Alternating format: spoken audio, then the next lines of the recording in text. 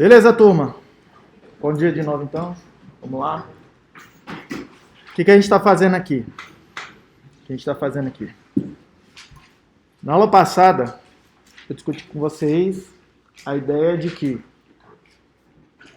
coisas que vocês já fazem com uma baita naturalidade, tá? Elas são, na verdade, muito mais simples do que elas são.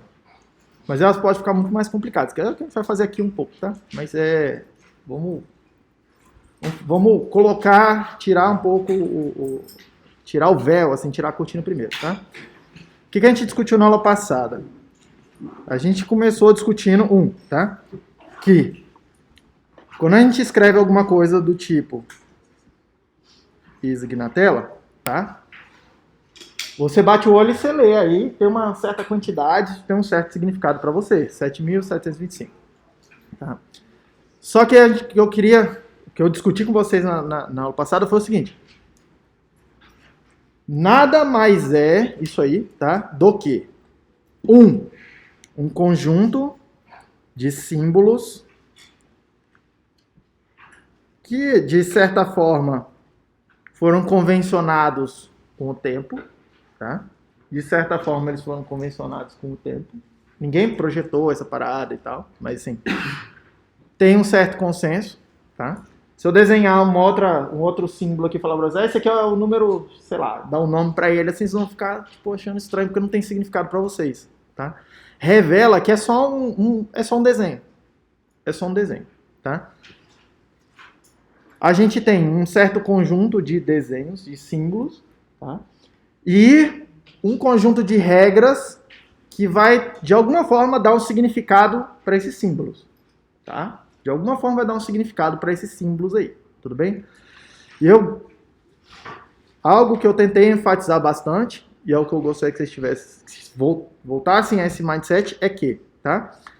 O mesmo símbolo pode significar coisas diferentes. Tá bem na cara aqui assim, 7.725. O 7 do lado esquerdo ali, eu vou chamar aqui ó, de primeira posição. A posição 0 vai ser a primeira. A segunda, terceira. Opa. Aquele 7 que está ali na quarta posição, ele significa uma coisa diferente daquele 7, daquele símbolo, que é o mesmo símbolo, tá? Que está numa outra posição. Tudo bem? Isso é uma coisa que já é absolutamente natural para todos nós aqui, só que a gente não pensa muito nisso aí, tá? Comece a pensar nisso, porque isso vai facilitar muito aqui o que a gente vai fazer ao longo do tempo, tá? Outra coisa que eu mostrei para vocês, tá? Essa escolha destes símbolos em particular, tá? Ela é totalmente arbitrária. Tem 10 símbolos aqui, talvez porque a gente tem 10 dedos nas mãos. Tá? Mas a gente não precisa escolher assim.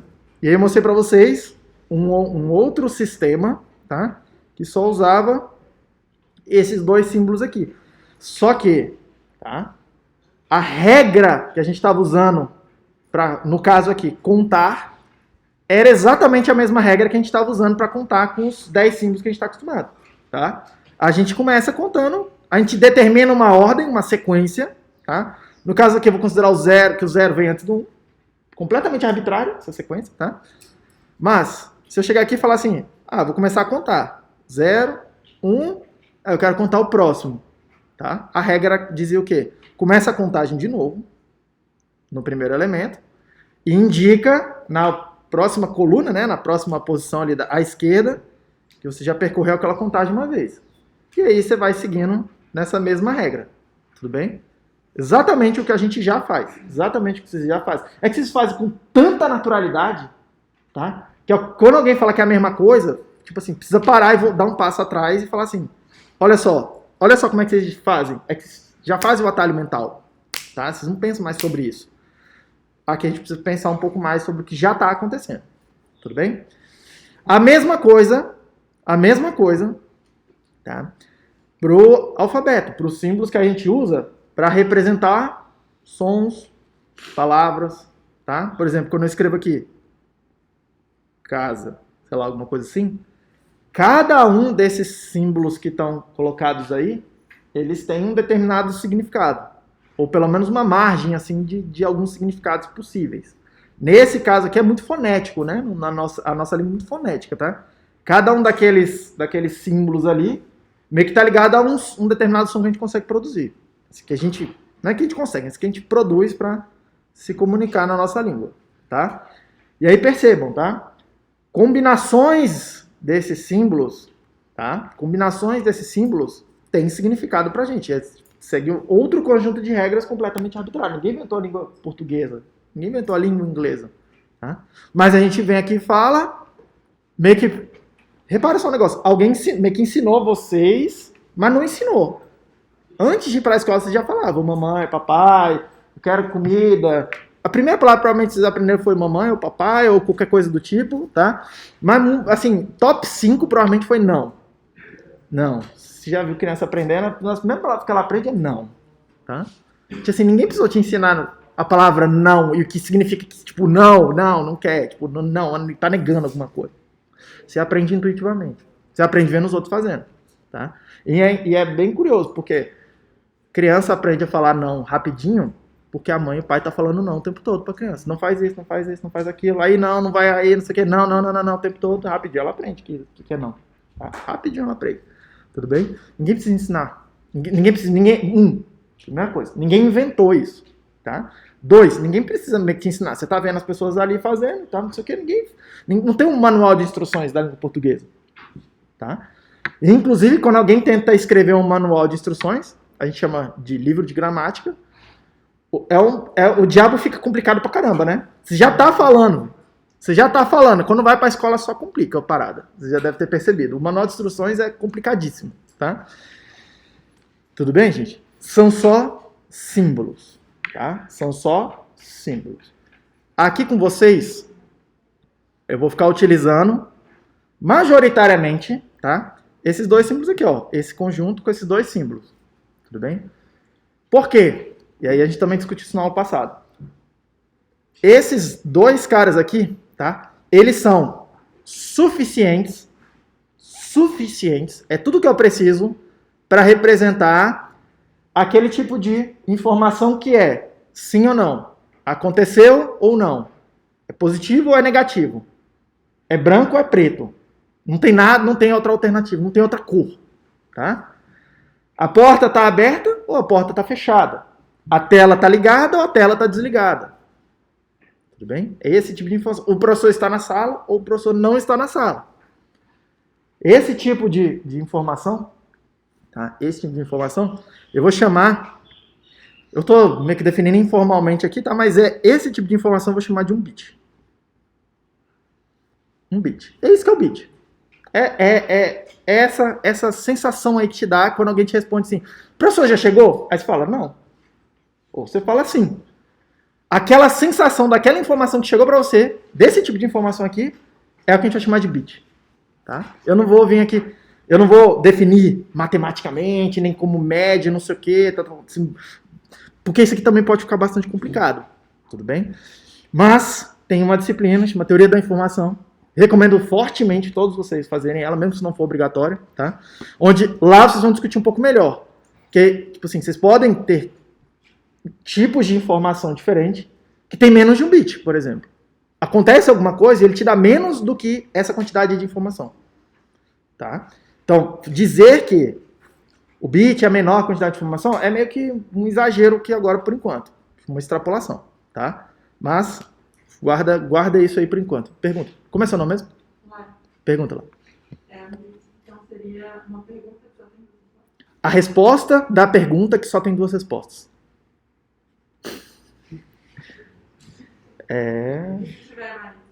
Se tiver mais, não tá fora do escopo dessa disciplina. Tá, isso é uma excelente pergunta. Isso é uma excelente pergunta, tá? E olha a palavra que eu utilizei aqui. Deixa eu melhorar um pouco uma palavra com vocês, tá?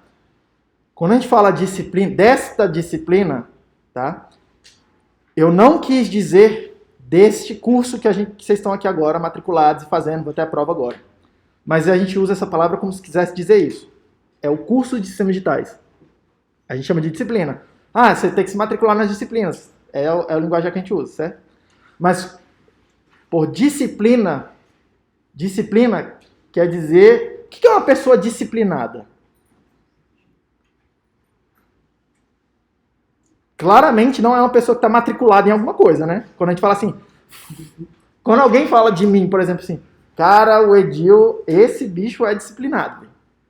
Esse bicho é disciplinado. O que você quer dizer? O bicho é meio que certinho, né?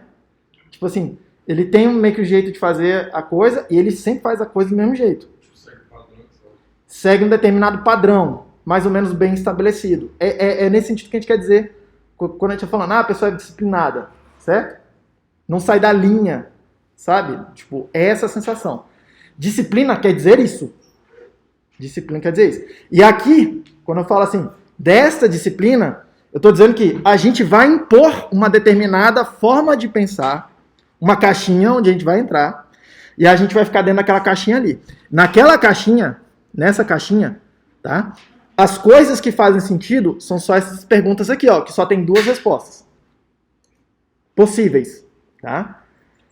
Qualquer outra coisa tá fora dessa caixinha que eu tô chamando de disciplina, tá fora dessa caixinha que a gente vai chamar de, aqui pra gente, sistemas digitais, ou sistemas lógicos, ou circuitos lógicos, qualquer outro nome parecido que você vai encontrar por aí, beleza? Então tá fora dessa disciplina nesse sentido, tudo bem? Não tô dizendo que não é importante. E essas 2 respostas aí desses 2 não são 2. Não pense em números, pense só em 2 símbolos. Pense só assim, sim ou não, verdadeiro ou falso, preto ou branco, 0 ou 1. A gente podia escolher o 8 e o 9. A gente podia escolher o 4 e a letra A. São só 2 símbolos. A gente precisa de 2, eu vou chamar aqui de desenhos, só para simplificar um pouco, mas a gente precisa de 2 símbolos que a gente consiga diferenciar entre eles. E aí, hoje o que eu vou fazer com vocês é construir um sistema de regras em cima desses símbolos. E aí a gente depois vai usar esse sistema de regras, tá? Para codificar, e aí essa palavra é uma palavra-chave também, eu vou usar esse sistema com esses 2 símbolos e com um sistema de regras associado a esses símbolos, tá? Um determinado conjunto de coisas que a gente vai saber fazer com esses símbolos, que a gente vai dizer que a gente pode fazer com esses símbolos, tá?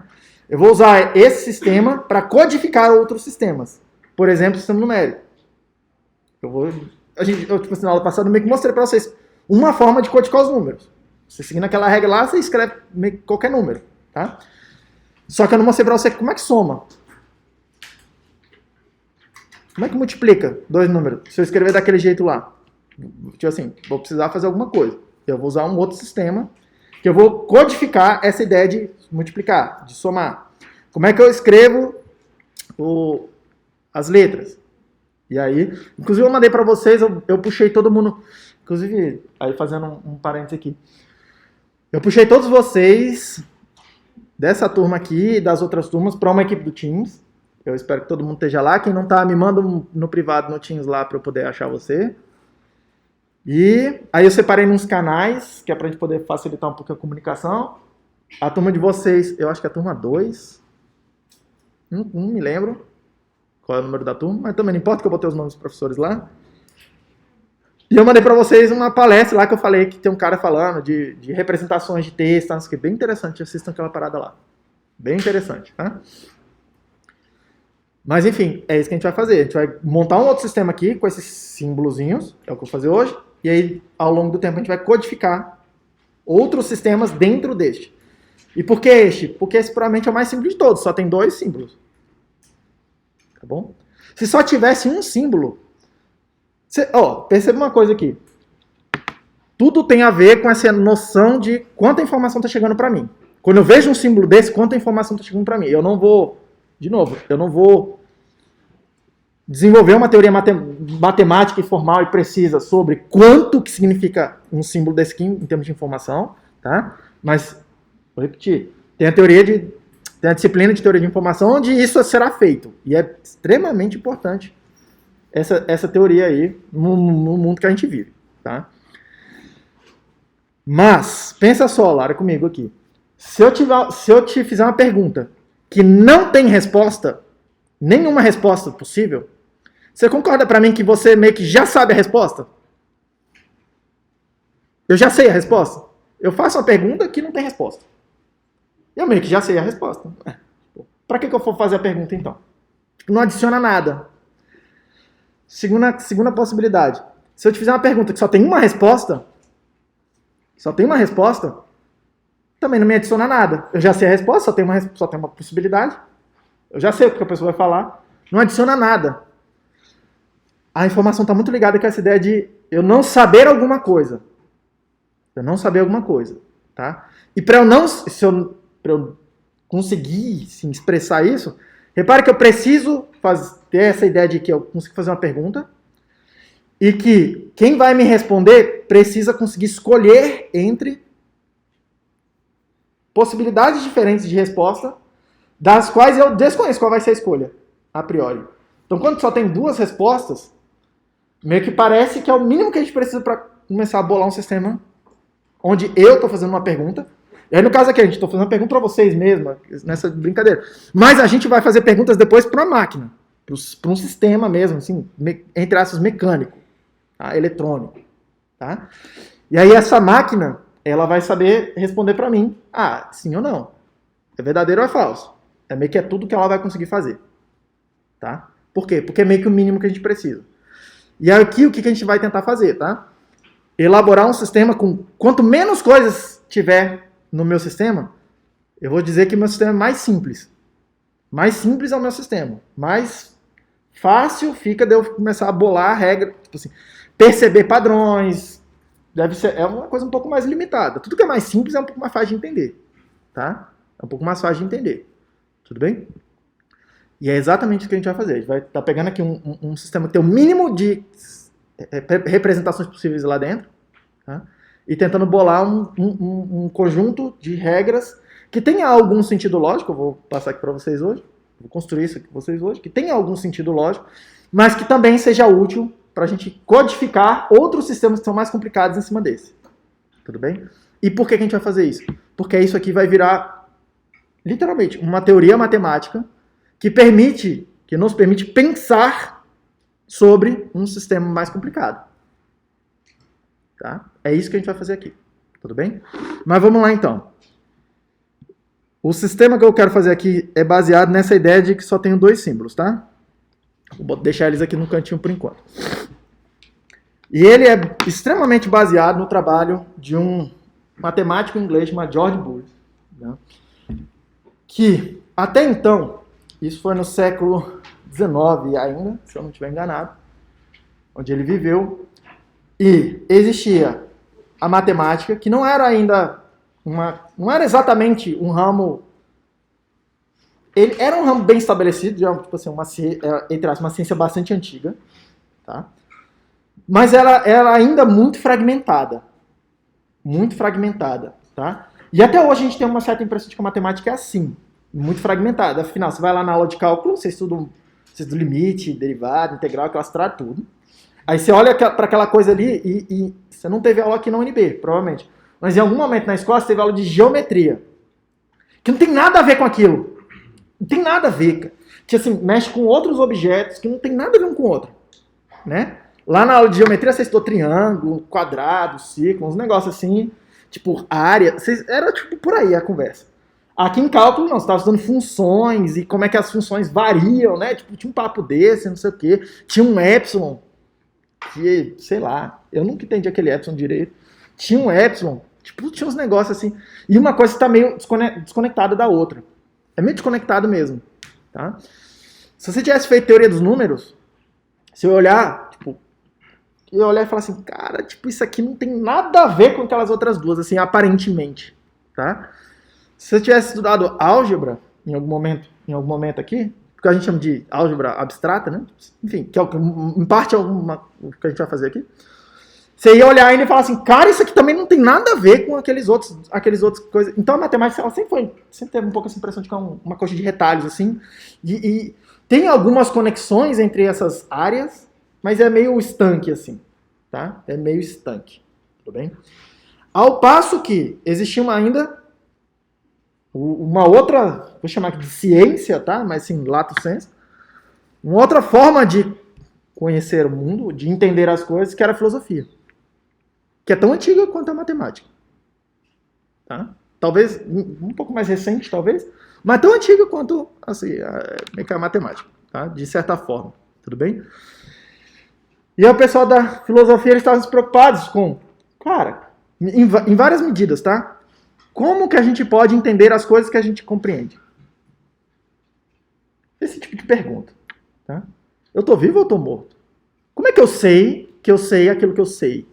Aí começa aquelas coisas que você olha e fala assim, cara, esse bicho aí tá meio que viajando.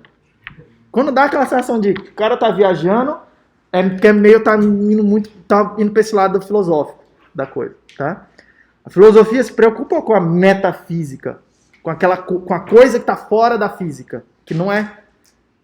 Quando a gente fala assim, tipo, é uma coisa que tá meio fora da física, se você parar pra pensar. Então, quando a gente fala metafísica, não é exatamente desconectado do mundo real, não, tá? Mas, enfim, isso aí é uma discussão que vai longe, tá? E um dos ramos da filosofia é a lógica, que está muito ligado com como que eu construo o conhecimento. O que é o conhecimento? Como que eu construo ele? Como é que eu sei o que é o conhecimento verdadeiro de um conhecimento falso? Tá? Como é que eu distingo uma coisa da outra?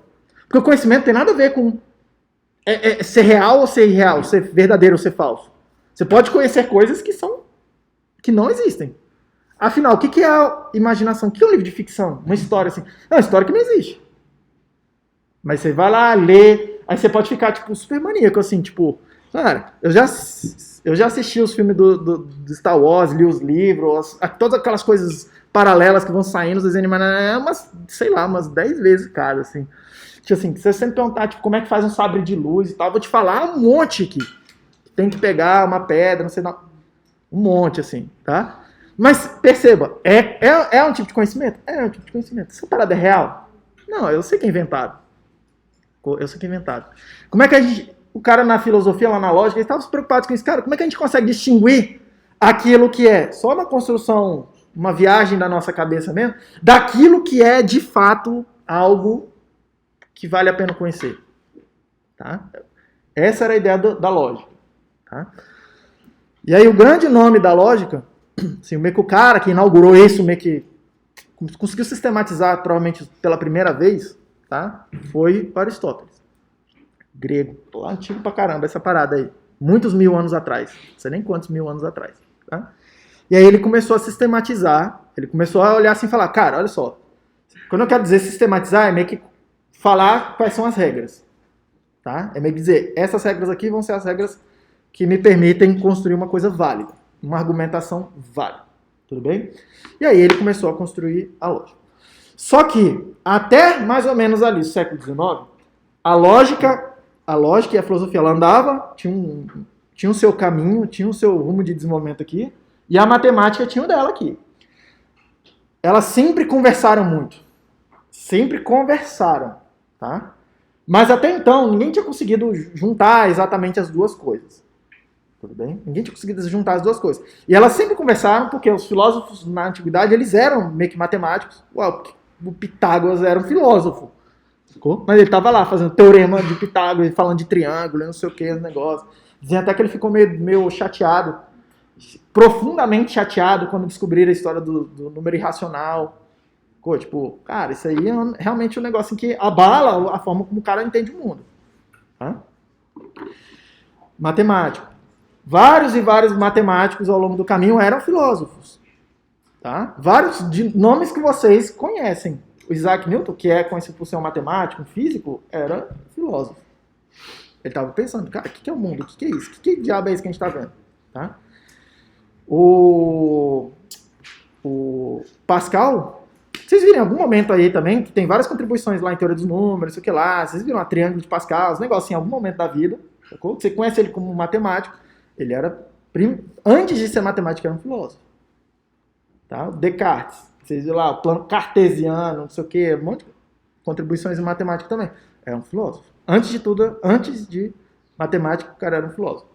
Tá? Então, repare, essa coisa sempre se comunicou, tá? Sempre se comunicou. Em algum momento, as pessoas iam ter essa ideia de, tipo, será que essa parada não tem uma relação mais íntima? Será que não é a mesma coisa que a gente está falando? Será que tem uma forma de juntar as duas coisas? Juntar, tá? talvez a primeira tentativa de juntar, assim, de maior sucesso, tá? Tenha sido a do George Boole. E de maior sucesso que eu digo, tem muitas aplicações, tá? Não que tenha, assim, interesse teórico, não, tipo, somente, né? Que tenha muitas aplicações. O primeiro cara que talvez tenha conseguido fazer isso foi o George Boole.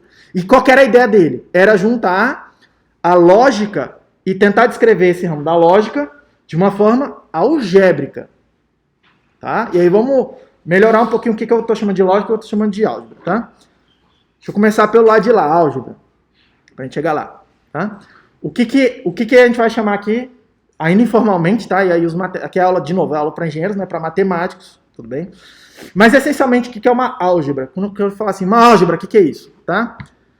Álgebra é uma combinação, é quando eu junto duas coisas que são, primeiro, um conjunto de elementos, e aí pode ser elementos, são só elementos, assim, completamente arbitrários, tá? No meu caso aqui, aí já vou me encaminhando para coisa, o meu conjunto vai ter dois elementos lá dentro.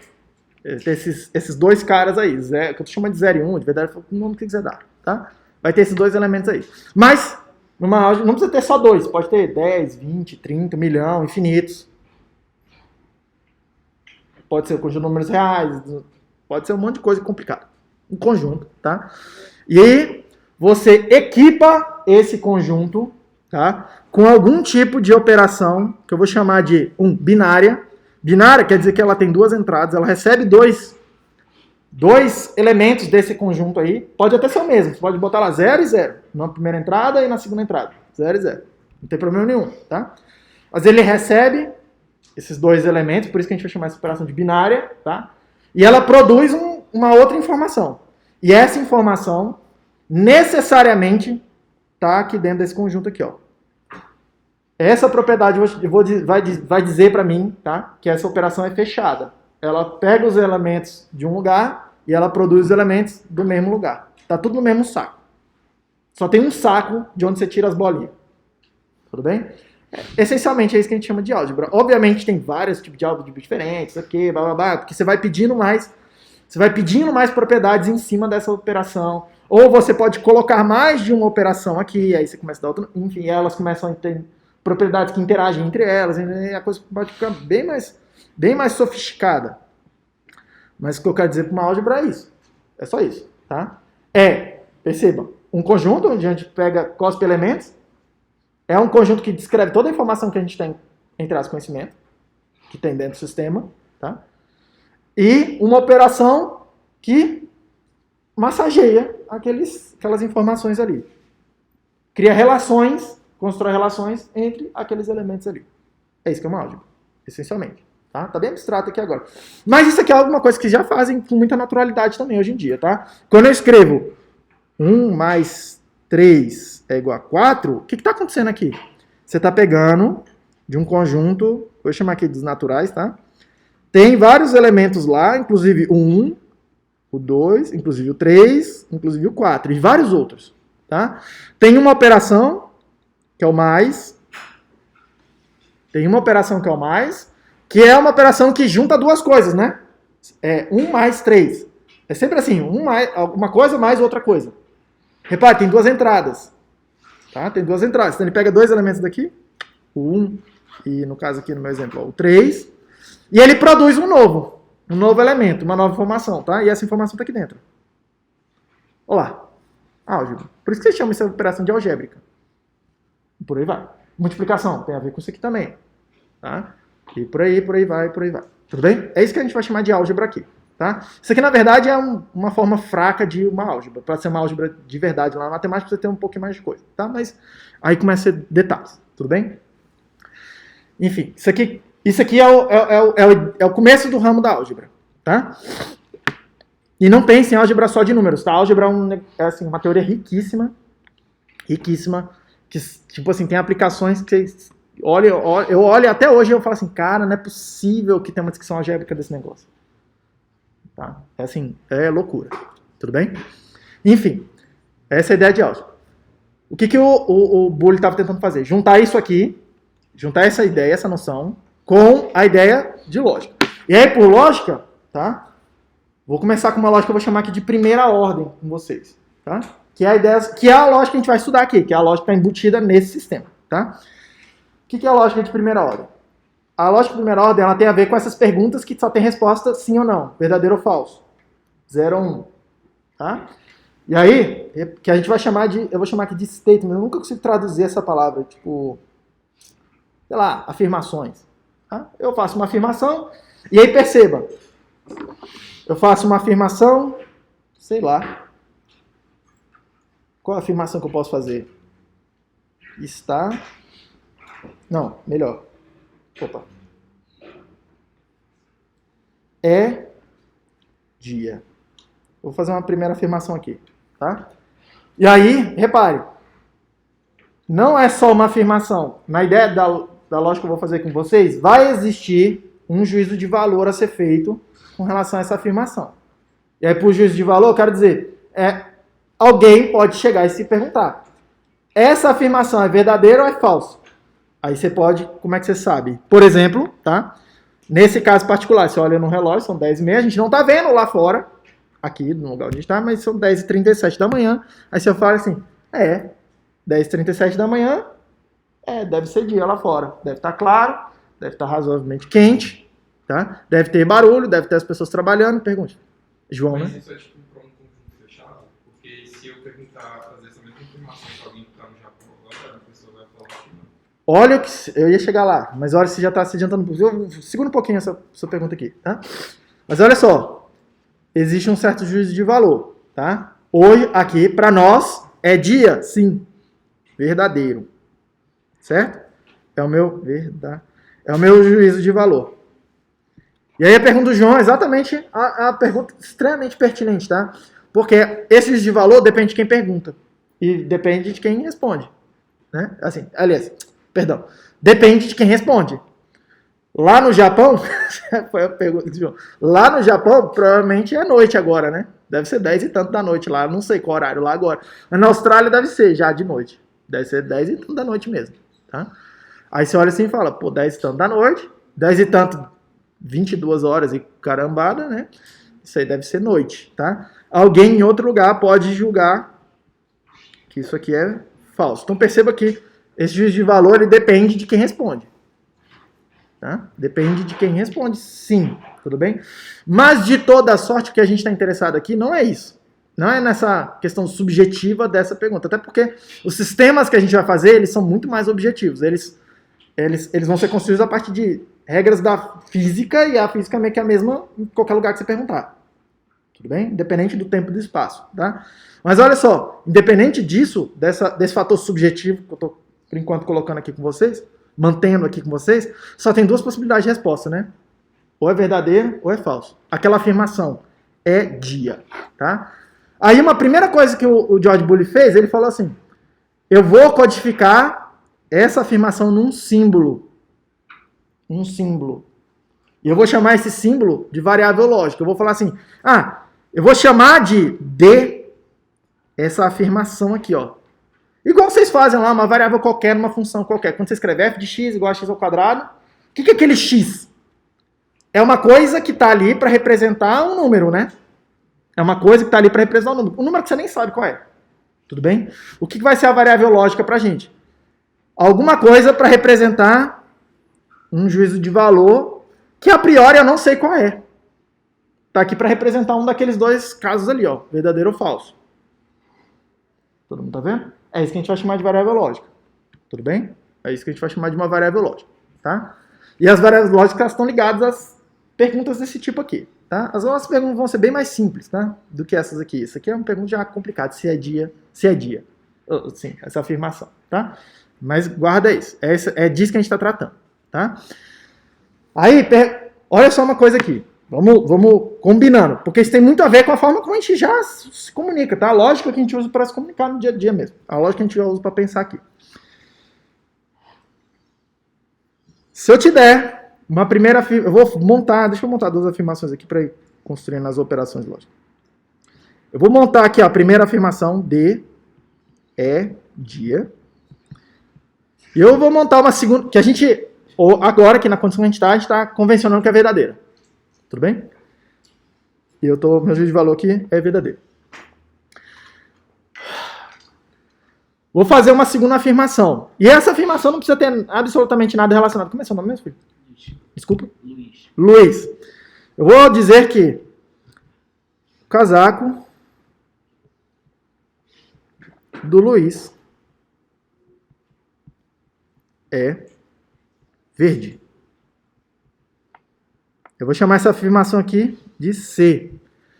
Perceba, é uma afirmação sobre a vestimenta do Luiz neste momento, tá? E aí a gente associa um juízo de valor à afirmação, não é ao Luiz, não é ao casaco, não é a afirmação, a informação que essa coisa me trouxe, tá? Perceba aqui o negócio. Essa afirmação é completamente válida, né? Tipo assim, eu leio isso, eu falo isso, tipo assim, você entende o que eu tô falando. Se eu souber quem é o Luiz, se eu souber o que é um casaco, se eu souber o que é verde, se tiver essa ideia, todo mundo aqui tem essa coisa. O casaco do Luiz é verde. Eu tô combinando esses objetos aí e construindo uma informação, um conhecimento, tá? Só que acontece que eu tô olhando aqui pro Luiz na minha frente e eu tô vendo que o casaco dele é preto. Não é verde, tem nada de verde, certo? Ele até olhou para checar.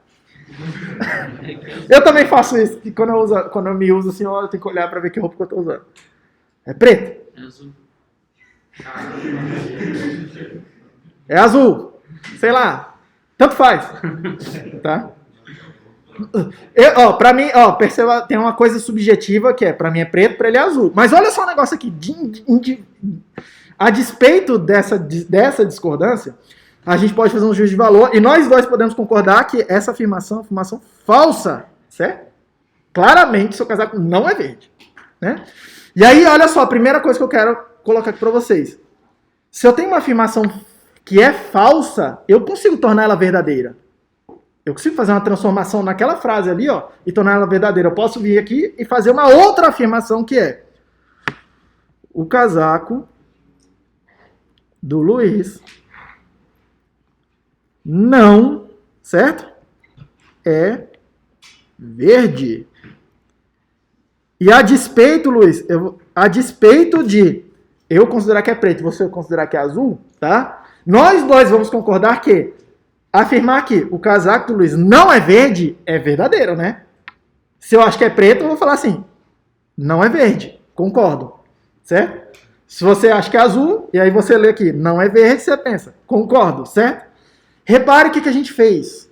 Repare o que a gente fez aqui. Eu construí um determinado conhecimento, fiz lá o juízo de valor dele, falei que é falso, e eu tenho uma certa transformação, eu tenho algo que eu consigo fazer que torna o falso em verdadeiro, tá? Tornou o falso verdadeiro. Tem a ver com essa palavra não aqui, ó. É a única coisa que mudou de um lado para o outro, tá? A única coisa que mudou de um lado para o outro. Eu vou dar um nome melhor, porque a gente usa várias formas de negação na nossa linguagem aqui. O que eu vou fazer aqui com vocês? Já eu vou inventar um símbolo que vai englobar todas essas formas de negação. A gente vai usar um símbolo só, tá? Tudo bem? Mas olha só, esse aqui é um caso disso. O que a gente fez? Olha o que eu fiz, tá? Sem querer aqui, você já faz isso naturalmente. Eu peguei uma caixinha, eu montei um sistema, vou chamar de mecanismo, tá? Uma função que pegou uma afirmação, que eu chamei de C, fez alguma coisa aqui com ela, eu vou simplesmente botar assim, ó, não, para indicar o que aconteceu lá dentro, tá?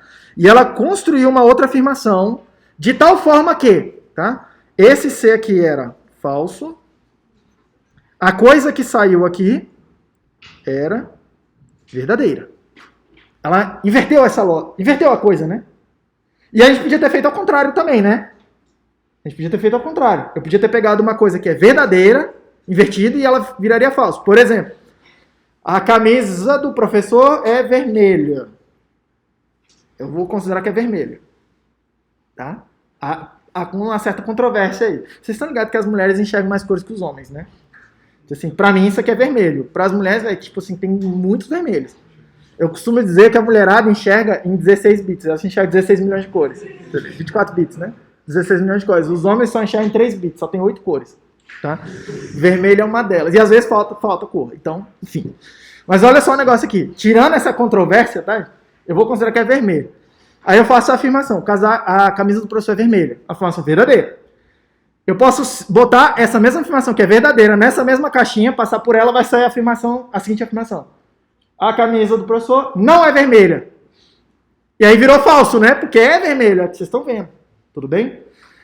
Olha só a parada aqui. Vai ser a primeira função que a gente vai chamar de função lógica, que pega um statement desse aqui, pega uma afirmação verdadeira e transforma em falso, ou pega uma falsa e transforma em verdadeira. É a coisa mais simples que a gente vai poder conceber. E hoje a gente vai melhorar isso, tá?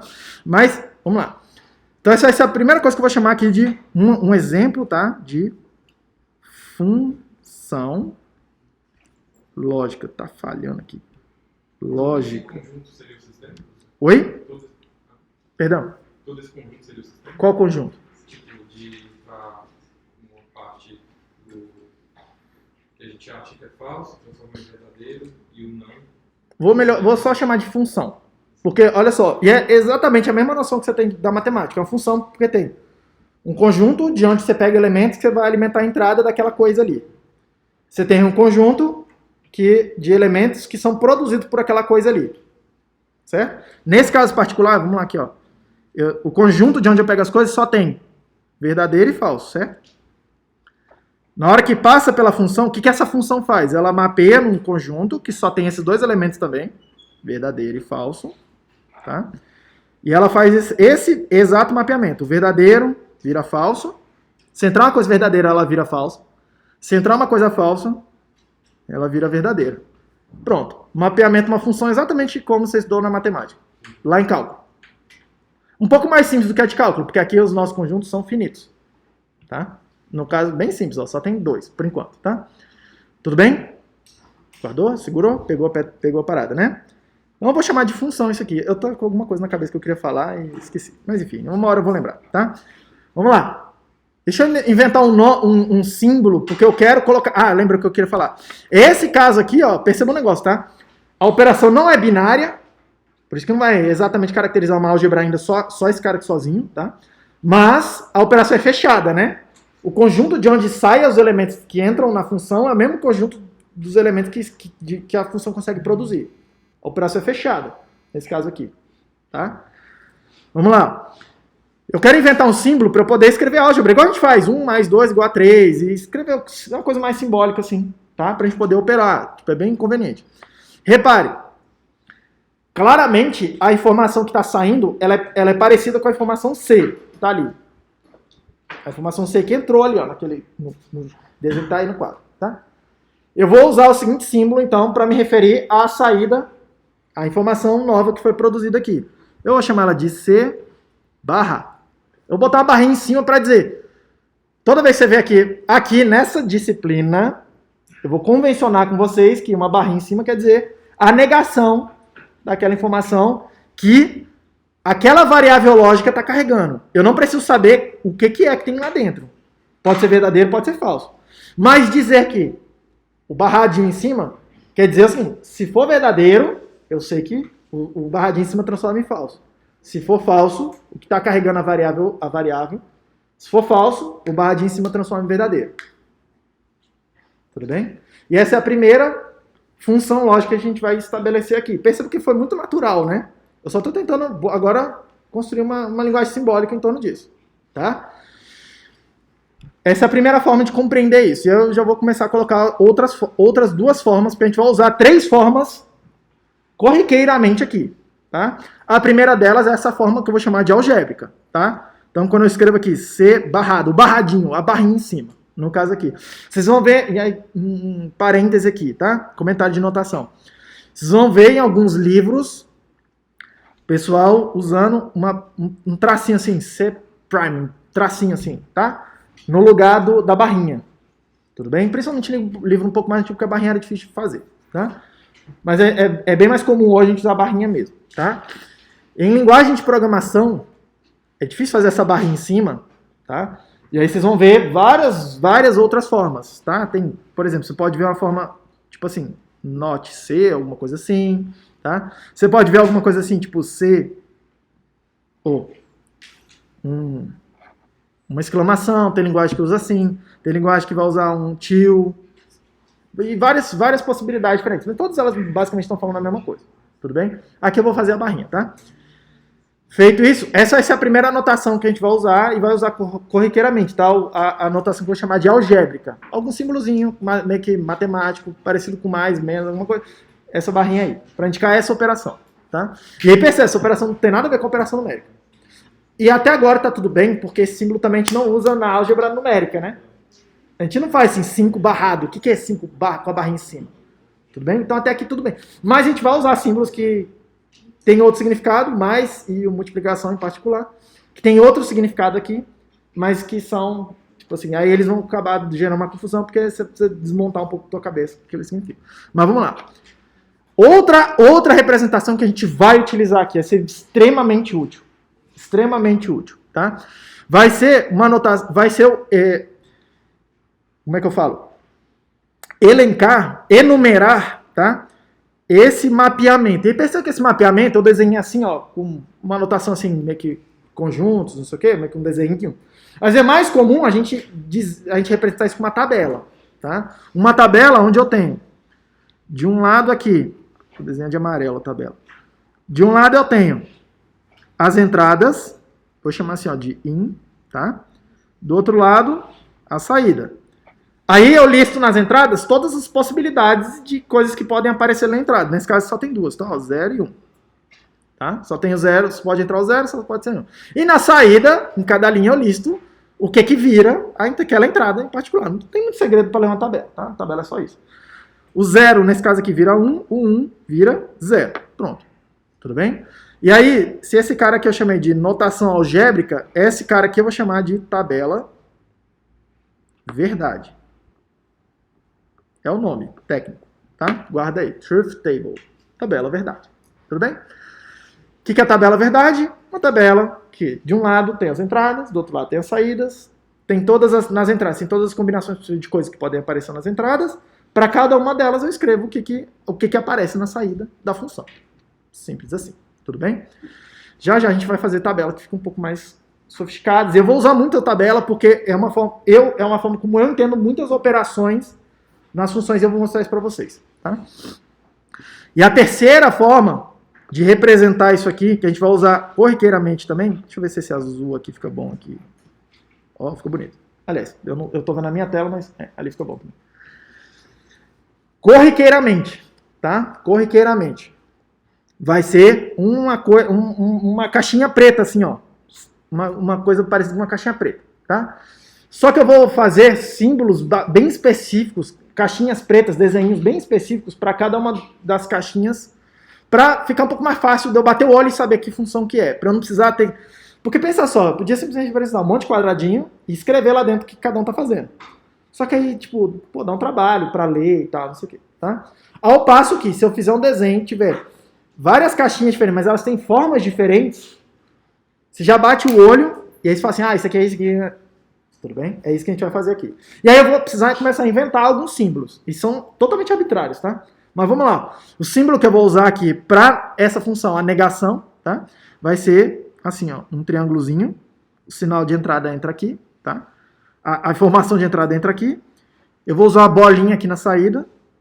E a saída é produzida aqui. Tudo bem? E aí, um pouco mais para frente, vai ficar um pouco mais claro de que o que importa aqui pra gente é aquela bolinha ali. Porque aquela bolinha vai aparecer... Eu vou combinar essa bolinha com essa ideia de negação em outros contextos. E aí, mas por enquanto, guarda aí esse símbolo aqui para essa função lógica específica. Tá? Todas as três representações querem dizer a mesma coisa. Tá? A gente vai usar elas em contextos diferentes. Tudo bem? Já a gente vai ficando mais claro. Mas vai guardando essas coisas aqui na cabeça. Tudo bem? Então olha o que eu falei até agora. Eu falei muita coisa, tá? Falei muita coisa. Falei que tem uma lógica das afirmações que a gente quer fazer algum juízo de valor. A gente construiu variáveis que carregam essa informação para mim. Por exemplo, lá o C, o D. Tá? Eu tenho valores lógicos, que são esse juízo, que eu estou chamando aqui de juízo de valor, que é essa resposta verdadeira ou falsa, que é aquela variável lógica que está carregando lá junto dela. Tudo bem? E aqui eu inventei uma primeira função lógica, tentando capturar essa noção bastante intuitiva de negar as coisas, que a gente já usa no cotidiano. Tudo bem? Já já a gente vai elaborar teoremas em cima disso aqui. E vai falar, olha só, se eu fizer isso com aquilo... Mas vamos lá, tá? E aí, construir 3 tipos de representação que a gente vai utilizar aqui corriqueiramente, tá? Corriqueiramente. Tudo bem? Por enquanto, isso é bem arbitrário, assim, daqui a pouco vocês vão começar a se acostumar. E vocês vão usar aquilo que é conveniente em cada momento. Aguarda aí. Seguindo para frente aqui. Olha só, inclusive. Tá hesitando. Seguindo. Próxima operação lógica. Tá? Olha só. Outra coisa que a gente fala também. E nem percebe o que a gente está fazendo. Mas a gente está fazendo. A gente fala assim. Deixa eu pensar aqui.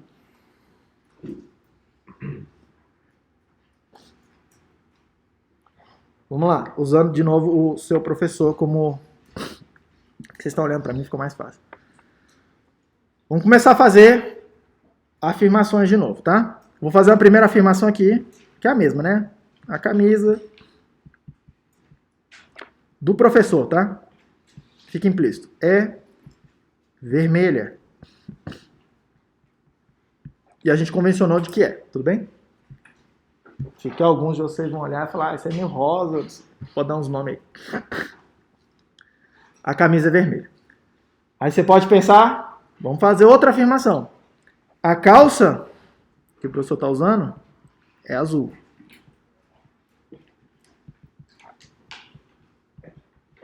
A calça é azul. Vou chamar a primeira afirmação de CV, de camisa vermelha. Vou chamar... Ih, ficou ruim, né? Calça. Vou melhorar aqui, ó, só para ter um símbolo diferente, tá? Vou trocar isso aqui. Vou falar que o tênis é branco. Que é mesmo, né? Tênis é branco. E aí eu vou chamar isso aqui de tênis branco. Repara que esses símbolos, as variáveis, pode inventar do jeito que a gente quiser, tá? Igual vocês fazem na matemática também. Repare, eu tenho uma primeira afirmação, eu faço o juízo de valor dela, V, é verdadeiro. Eu tenho uma segunda afirmação, faço o juízo de valor dela, é verdadeira mesmo. Se você olhar aqui, o tênis que eu estou usando é branco mesmo. Tá? E aí eu posso querer combinar essas duas coisas numa terceira informação que junta as duas. Uma das formas de fazer é o seguinte. A gente pode falar assim, cara, o professor hoje ele estava com uma roupa meio estranha.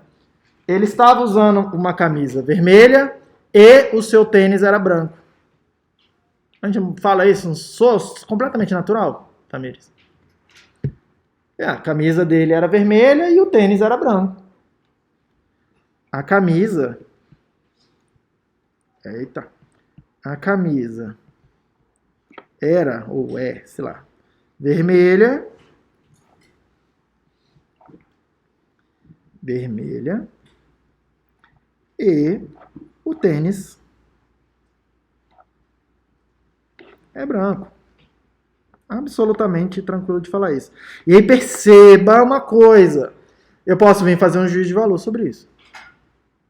Porque, de fato, a minha camisa vermelha e o meu tênis é branco. As duas coisas estão acontecendo ao mesmo tempo. Aí você pensa assim, não, de fato, professor, isso aqui é verdadeiro.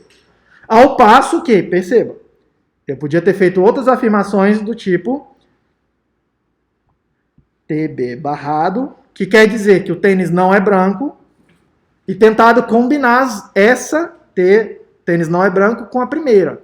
E dito que o professor, na segunda-feira, ele estava com uma roupa muito estranha. Tá? Sua camisa era vermelha e o tênis não era branco. É uma outra informação, combinada das duas primeiras. Tá? Só que percebam que, na hora que alguém está te contando essa história, alguém está te contando esse cenário, ele está, entre aspas, mentindo para você, né? Porque ele está falando uma coisa que não era verdadeira. Porque eu não estou hoje de camisa vermelha e tênis que não é branco. Estou com tênis branco. E aí quando alguém vira e fala assim, o professor está com uma camisa vermelha e um tênis que não é branco. Ele está falando uma coisa que não é verdadeira. E nesse momento, eu quero que vocês fiquem bem claro na cabeça de vocês que existe a parte existe a outra parte, existe, e cada uma delas é uma afirmação em si mesma, uma informação que tem um juízo de valor em si mesmo, uma conclusão em si mesma. E existe uma terceira coisa, e essa é a parte complicada, que é a combinação das duas. E a combinação das duas é uma terceira coisa independente das outras duas primeiras. Porque vários de vocês, a dificuldade, principalmente no começo, vai ser separar que, e aí ficar fazendo aquela coisa, mais de duas possibilidades, que é falar o seguinte, na hora que alguém vira pra você lá e fala, a camisa do professor é vermelha e o tênis não é branco. Aí você pensa assim, em vez de pensar, é verdadeiro, é falso, e pensar em tudo ou nada, você começa a relativizar, que não pode dizer que não tá errado. Você começa a pensar assim, parte da informação é verdadeira e parte é falsa. E aí na tua cabeça você separa as duas coisas. Aqui o que eu quero que vocês façam é entendam que, óbvio que a gente vai escrever em termos das partes, mas essa coisa toda é uma coisa só. Essa afirmação composta aqui todinha é uma coisinha só. E ela precisa ter uma conclusão também. Eu preciso dizer se essa coisa toda é verdadeira ou se essa coisa toda é falsa. Eu preciso decidir. Que a máquina, no caso que a gente vai fazer, ela só consegue entender o sim ou não? Não pensa porque a máquina vai ser assim. A gente está construindo um sistema. A máquina vai imitar esse sistema depois. Cuidado com a referência. Tá? Sim, a máquina vai tirar uma conclusão depois. Ela vai responder certo e errado. Mas a máquina que ela está tentando fazer é imitar esse sistema aqui, que a gente está inventando agora. Tá? Lembra, a gente está impondo uma disciplina, a gente está impondo uma restrição na forma como a gente vai pensar. Na hora que eu vejo isso, não tem meia verdade, não tem tipo, uma parte é verdade, outra parte não é. Não. Você precisa escolher aqui agora. Ou essa parada que eu falei é falsa ou é verdadeira. Tudo bem? Aqui a gente vai convencionar e eu vou selecionar, vou melhorar aqui agora as combinações, tá? Mas essa combinação aqui agora, que está aqui, onde a camisa é vermelha e o tênis é branco, é tudo verdadeiro, as partes são todas verdadeiras, você pensa, é verdadeiro, aquela imagem ali. Tá? Eu vou concluir que isso aqui é verdadeiro, do jeito que está aqui. Tá? Mas, e aí eu vou convencionar, essa é uma convenção, eu vou dar um nome arbitrário. Se tiver uma das partes que é falsa, eu vou dizer que aquela coisa é falsa. Se a camisa não é vermelha, mas o tênis é de fato branco, e eu juntei as duas, tem um pedacinho que é falso, eu vou dizer que é falso.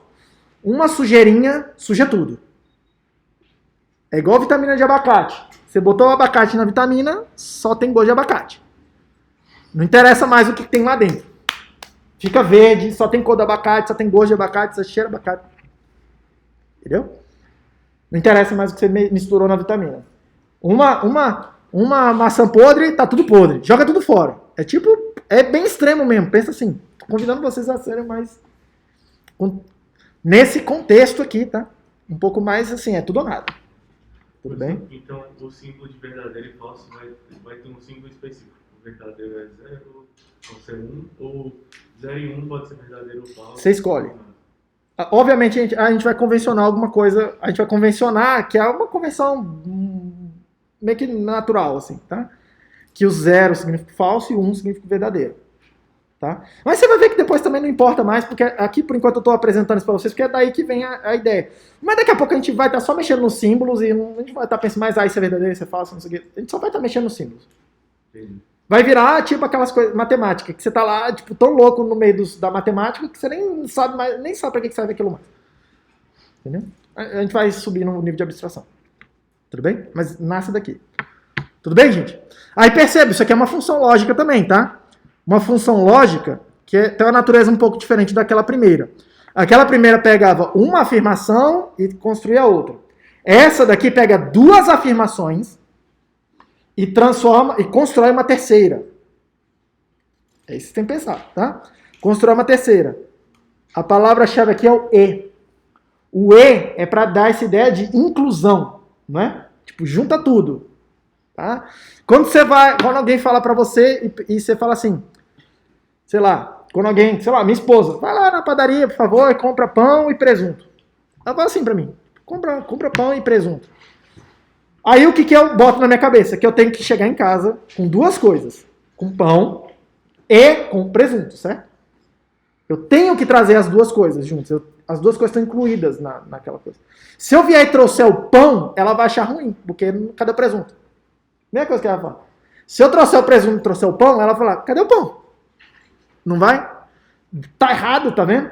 E se eu for lá na padaria e não trouxer nem pão nem presunto, mas trouxer queijo, pior ainda. Entendeu? Aí é a guerra nuclear.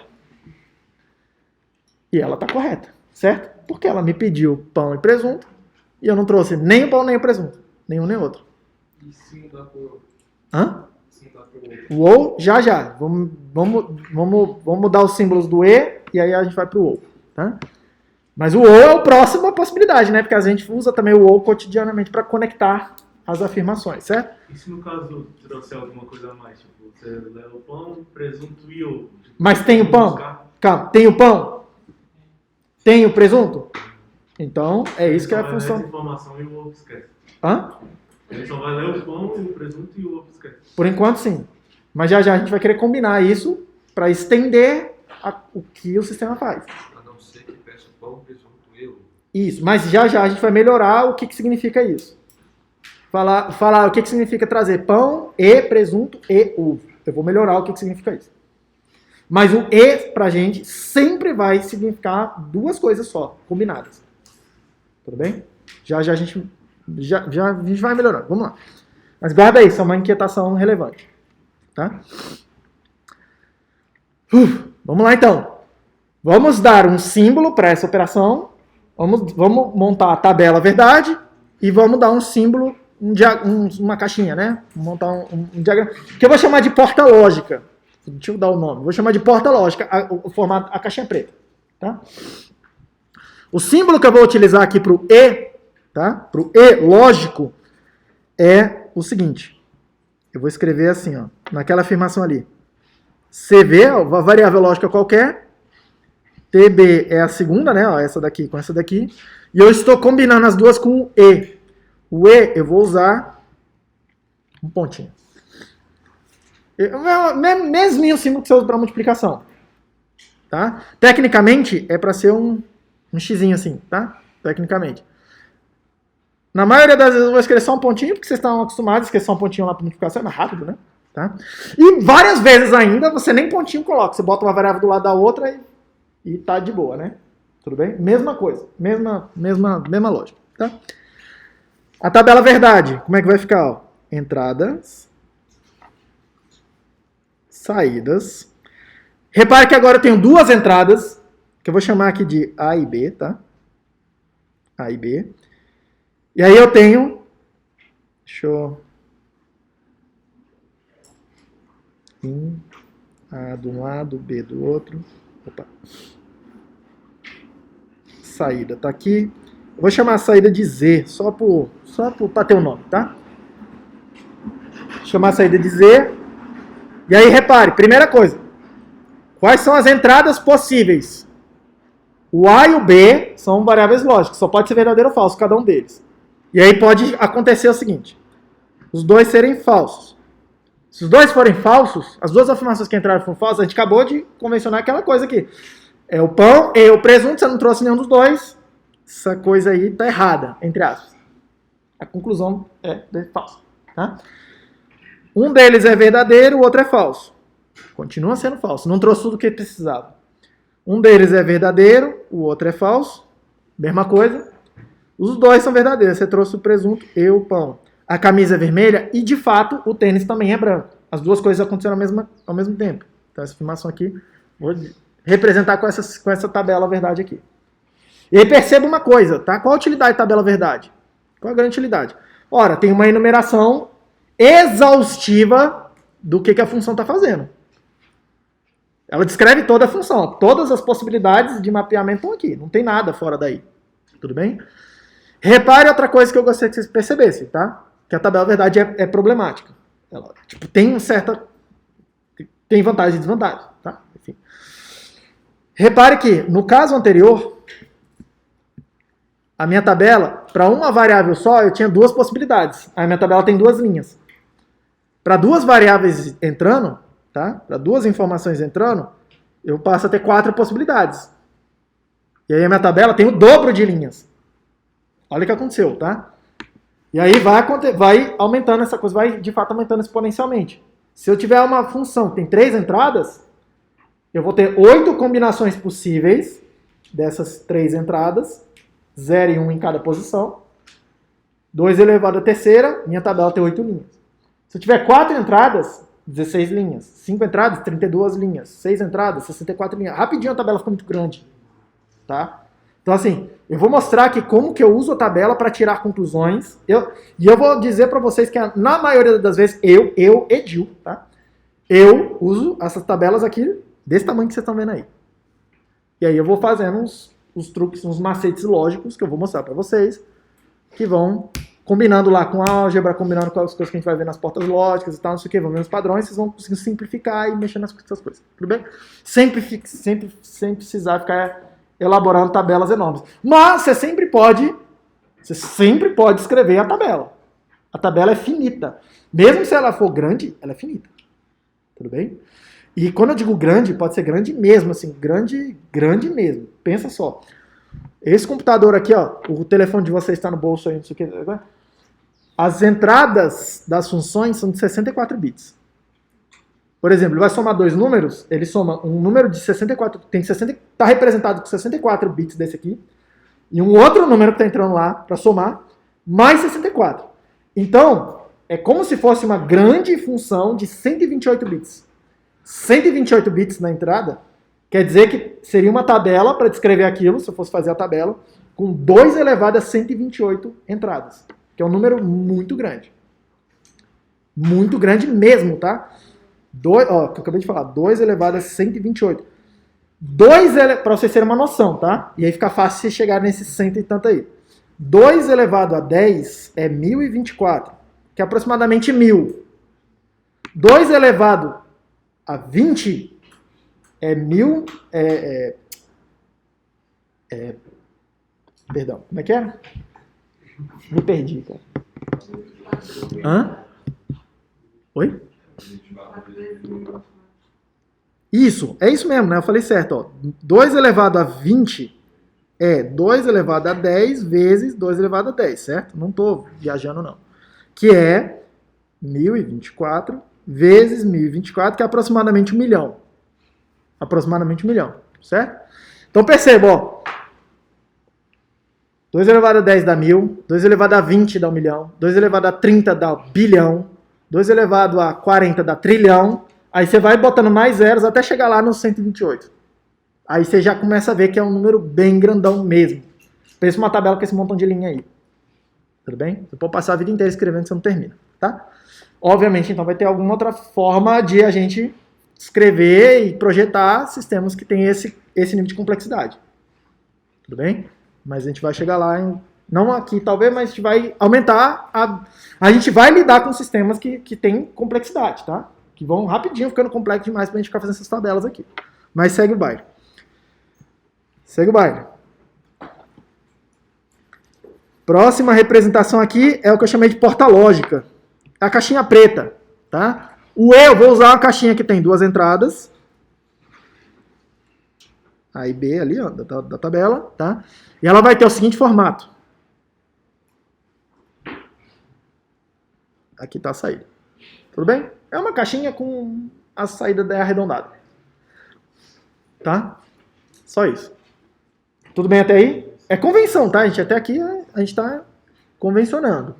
Não tem nenhum argumento muito... Não tem lógica, não tem nada muito complicado ainda. Ainda. Já a gente vai melhorar. Vai ficar mais interessante. Vamos pra frente. Por enquanto eu só tô contando história pra vocês. Vamos pra frente. Segue lá. Quem foi que me perguntou do WoW aqui? Foi o João? Ó, o João. João, naquele mesmo exemplo de ir na padaria. Pode ser que a minha esposa vire pra mim e fale assim: meu bem, vai lá na padaria e traz presunto ou queijo pra gente. pra gente lanchar hoje? Fala assim, presunto ou queijo. Aí, olha só. Traz presunto ou queijo. Vou representar assim, tá? Ó, presunto ou queijo. Tá?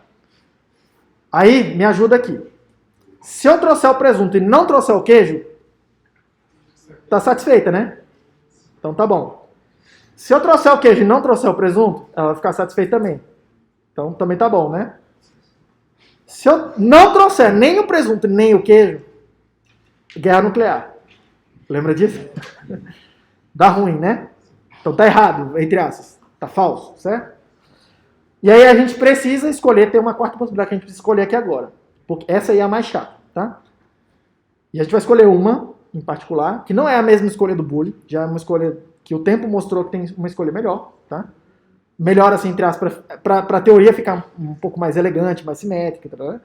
Mas a gente usa as duas possibilidades igualmente no dia a dia, tá? A primeira é pensar assim. Se eu trouxer o presunto, as duas coisas. Lá dentro da sacolinha tem presunto e tem queijo. Ó, até não tem como evitar o E, né? Tem presunto e queijo. As duas coisas estão lá dentro. Ela vai ficar satisfeita, certo? Tudo bem? Esse ou que me permite trazer uma coisa, só um, só o outro, os dois juntos, e essas três coisas são, entre aspas, boas, são verdadeiras, é o que a gente vai chamar de ou inclusivo. Ele inclui a possibilidade dos dois juntos. Mas a gente usa um outro ou, e esse gera uma pequena confusão aqui agora, nesse começo, com um outro sentido, que a gente vai chamar de ou exclusivo. Tá? E a gente usa o mesmo termo. Aqui a gente vai separar os dois. Tudo bem?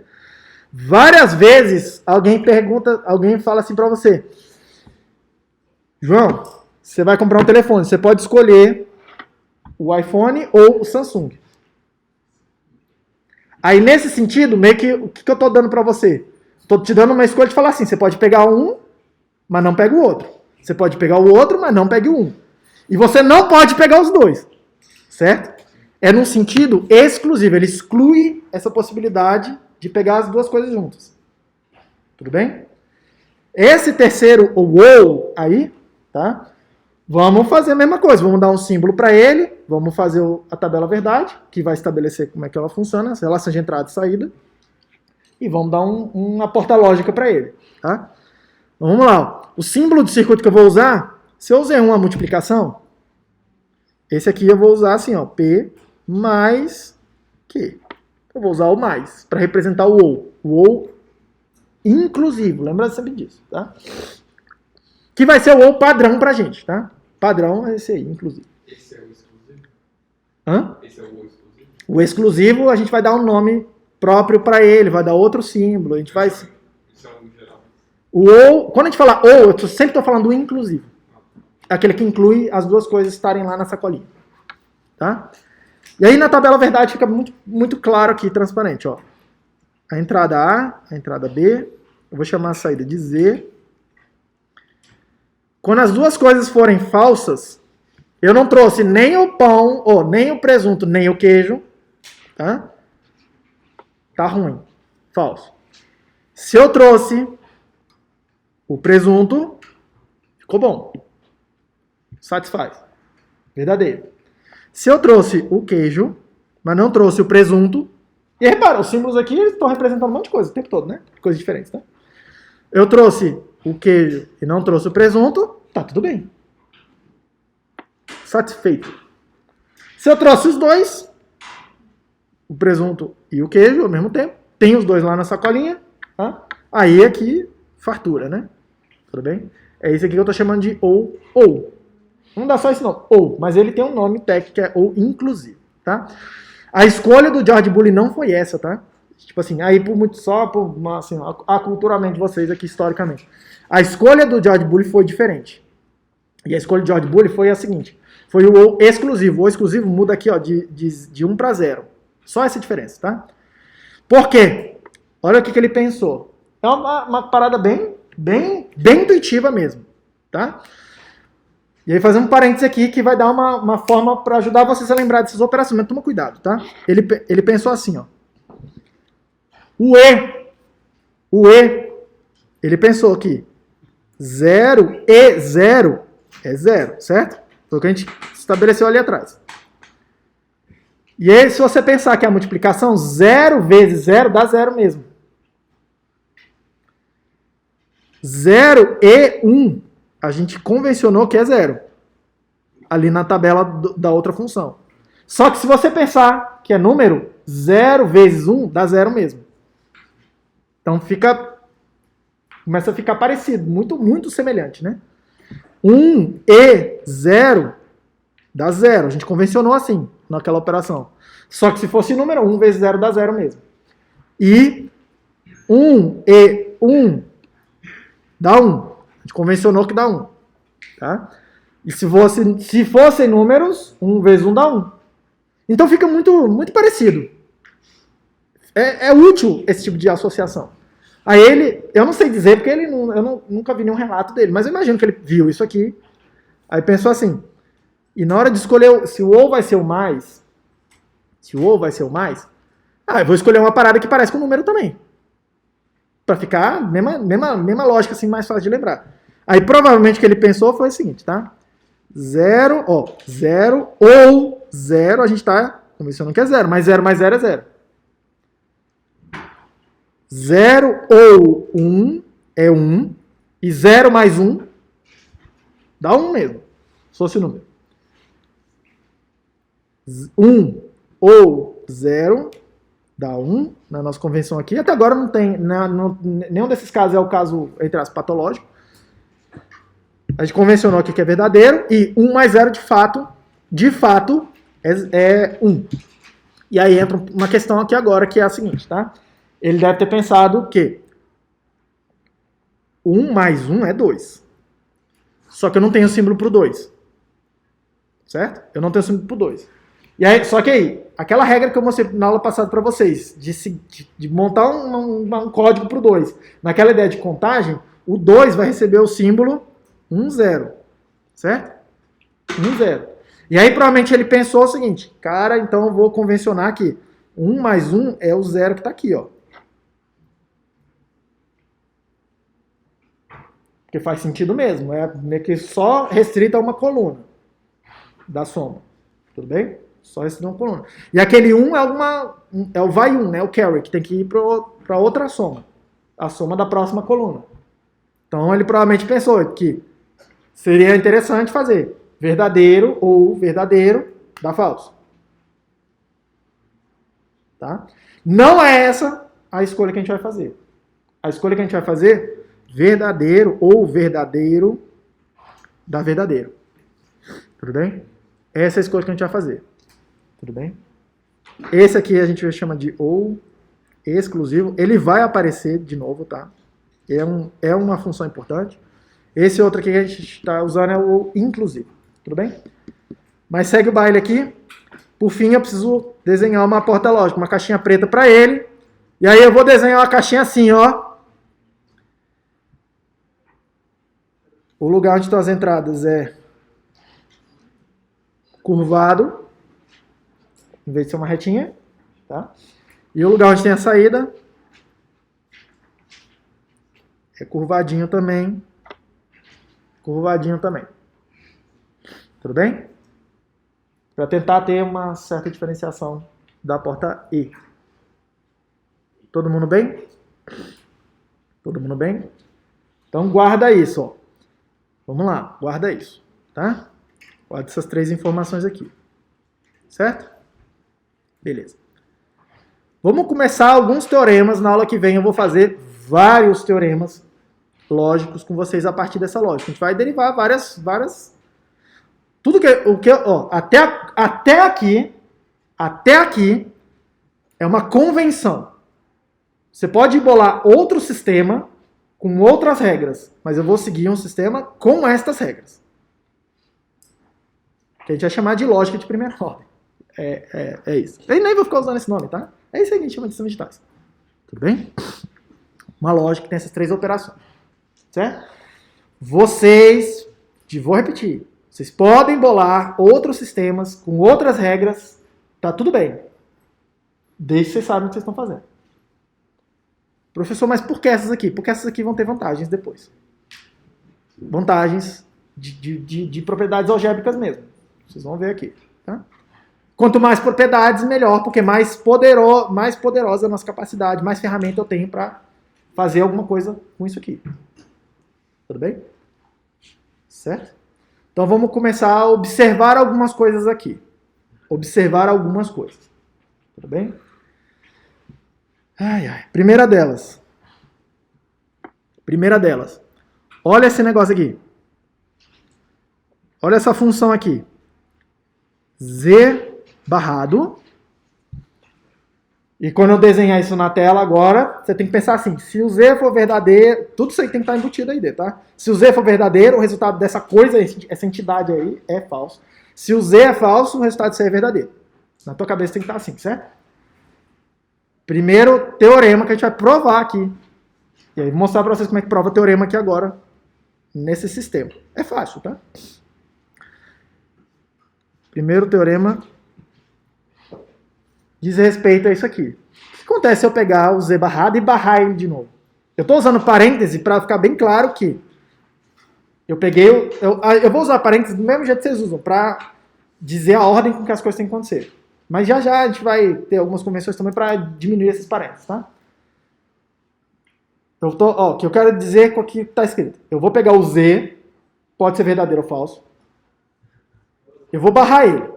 Aí isso quer dizer que se era verdadeiro, virou falso, se era falso, virou verdadeiro. Eu vou barrar de novo. O que é isso? Essa é a pergunta. O que é isso? Tudo bem? O que é isso? Alguns de vocês já sabem o que é isso, porque você pensa assim, esse aqui ainda está tranquilo, o que é? Se era verdadeiro, eu barrei, virou falso. Quando eu barrar de novo, vai virar verdadeiro de novo. Se era falso, quando eu barrei a primeira vez, virou verdadeiro. Se eu barrar de novo, vai virar falso de novo. E aí, olha só, o verdadeiro vira falso, que vira verdadeiro. Então, o verdadeiro está virando verdadeiro. Se era falso, vira verdadeiro, depois vira falso. Falso está virando falso. Então, alguns de vocês que já rapidinho fizeram na cabeça de vocês e perceberam que isso aqui é igual a Z. Só que eu vou fazer com calma e parcimônia. Tá? Então, vamos com calma e parcimônia. Se eu pegar o Z, botar aqui, o Z pode ser falso ou verdadeiro. Na hora que eu faço o Z barrado, o que aconteceu? O falso virou verdadeiro, o verdadeiro virou falso. Agora, essa coluna vai ser a entrada do próximo barrado, da próxima step da operação, do próximo passo. Então, eu vou botar aqui uma outra coluna, que é o Z barrado, barrado. Tudo bem? E aí, vamos lá, então. Muita atenção. É para você olhar, normalmente é aqui que... É para você olhar essa coisa aqui como as entradas da próximo caminho ali, tá? Então, vamos lá. O que aconteceu aqui, então? Z barrado, eu barrei. O 1, quando entra 1 na barrinha, vira 0. Opa, pincel tá errado. Vira 0. Quando entra 0... na negação, vira 1. Certo? E aí, muita atenção aqui. Todo mundo seguiu o meu raciocínio. Aquele Z barrado, tá? Perceba o que está acontecendo aqui. Tá? Eu posso vir aqui e pensar que a relação de entrada e saída é esta, certo? Se entrar 0, sai 0. Se entrar 1, sai 1. Todo mundo tá vendo? E aí eu concluo que eu preciso concluir. Percebam isso, eu preciso concluir, eu não tenho como falar outra coisa diferente de Z barrado é igual a Z. E aí eu acabei de provar um teorema para vocês, que a gente vai chamar de teorema da involução. Eu não preciso ficar gravando esses nomes não, né? Teorema da involução. Quando você barrar 2 vezes, tipo assim, desfez o efeito. Quando você quer... Perceba, esse é um teorema muito simples. Mas o que eu quero que vocês percebam aqui é o seguinte, para que ele serve? Porque é para isso que no final das contas a gente vai fazendo essas operações. Para que ele serve? Serve para destruir as barrinhas, né? Serve para dar um jeito de eliminar. Se tiver essa barrinha me atrapalhando por algum motivo, e aí vai ficar um pouco mais claro para frente o que significa isso, em algumas situações, se tiver uma barrinha me atrapalhando, um dos caminhos para eliminar uma barrinha é botar outra barrinha. Véio. E aí tentar aproveitar esse teorema aqui. Todo mundo comigo? Todo mundo comigo? Esse teorema também serve para fazer aparecer barrinha. Se eu tenho uma coisa que não tem barrinha, não tem negação, mas eu preciso, por algum motivo, eu preciso que apareçam as barrinhas, eu uso esse teorema aqui. Porque eu posso tratar as duas barrinhas separadamente ali, ó, como eu mostrei para vocês. Eu posso separar a de dentro e deixar de fora lá, pendurado. Vai ser extremamente útil isso também, fazer isso. Pra gente aqui. Tudo bem? E aí você pode estar pensando, pô, por que eu iria querer fazer isso? Ué, direto. Direto. Você não escreve coisa do tipo assim, sei lá, 1 sobre, sei lá, coisa de circuitos. J ômega C dividido por 1, mais, sei lá, R mais 1 sobre J ômega C. Isso aqui é a função de transferência no circuito assim, ó. Eu não sei se vocês fizeram já desse circuito aqui. Aí você, independente se você fez circuitos ou não, aí você pensa assim, cara, que essa parada tá feia. Aí o que você pensa? Para ficar um pouco mais bonitinho, eu posso multiplicar em cima e embaixo por J ômega C. Multiplicar em cima e embaixo. Mesma coisa aqui, ó, que você está fazendo aqui. Ó, vou multiplicar como se fosse barrar em cima e embaixo. Uma coisa parecida. Aí você multiplica em cima e embaixo e você faz assim, ó. J ômega C dividido por J ômega C. Isso aqui não é a mesma coisa de multiplicar por 1? Barrar 2 vezes, aqui pra gente, é tipo multiplicar por 1, ó, nos números lá. Faz aparecer mais tralha, certo? Mas é uma tralha útil, né? Porque aqui vai virar um negocinho, tipo, a parte de cima vira 1. A parte de baixo vira 1 mais J ômega R. Aí você fica um pouquinho mais bonitinho. Um pouco menos feio. Enfim, mesma coisa. Às vezes você quer aparecer alguma coisa lá para usar e simplificar e juntar os termos. E fazer alguma operação e falar, ah, olha só, isso aqui é igual a tal. Tudo bem? Mesma ideia, tá? Segue o baile. Vamos lá, segue o baile. Outra forma de escrever isso aqui. E aí alguns deles eu vou ficar fazendo o tempo todo, que eu quero logo que vocês comecem a associar a ideia das portas lógicas e alguma lógica em torno delas. Tá? Alguma lógica em torno delas. Ora, Z. Z é uma variável lógica. Z barrado é pegar ela e passar no inversor. Esse aqui é o Z barrado. O Z barrado é pegar o resultado dessa daí e fazer barrado de novo, né? É fazer isso aqui, ó. Esse aqui é o Z barrado, tá aqui, e aqui tá o Z barrado. E a gente agora tá concluindo que fazer isso é igual a fazer um fiozinho que copia o Z pra cá e pra cá. Todo mundo tá vendo? Isso é uma propriedade algébrica, só que agora aplicada em cima do circuito. Tudo bem? Aplicado em cima do circuito. Isso aqui vai aparecer de outras formas. Não vai ser tão assim explícito e boboquinha que nem tá aqui, mas quando aparecer eu vou falar, olha só, vocês lembram lá, barrado? Aqui, tá? Vai aparecer de novo. Tudo bem, gente? Seguindo. Outro, próximo. Próximo. E aí eu vou responder. Quem fez a pergunta do E com 3 coisas? Foi você, né, filho? Como é seu nome mesmo? Vinícius. Ele perguntou assim, professor, e quando tem 3 coisas no E? Vamos ver aqui agora. Porque olha só, o exemplo, inclusive, lá era assim, professor, se tiver que trazer pão e queijo e presunto. Presunto. Vou chamar de H de ham, em inglês. Só para, enfim, presunto. Não foi isso que você falou para mim? Aí aqui, ó, o que significa isso? Perceba. Isso aí vai significar aqui pra gente uma das 2 coisas, que é ou isto aqui, e aí aqui eu tô usando aquela ideia de ou exclusivo, né? Ou significa isso aqui. Primeiro você olha se tem presunto e queijo. Aí o resultado disso, você combina com o fato de pão e queijo. Aí você observa essa parte primeiro, que é de 2 entradas. Aí isso vai produzir um resultado, certo? Uma nova informação. Que é a informação que está ali entre parênteses vermelhos. Aquela coisa dentro do parênteses vermelho, você começa a tratar como uma entidade em si mesma. Aquele resultado é falso verdadeiro. aquilo vai ser a entrada de uma outra E que você combina com a terceira informação que você quer trazer. É como se fosse uma equação, né? É. Um mais o outro, aí um de fora. O que que significa exatamente? Uma combinação dos dois.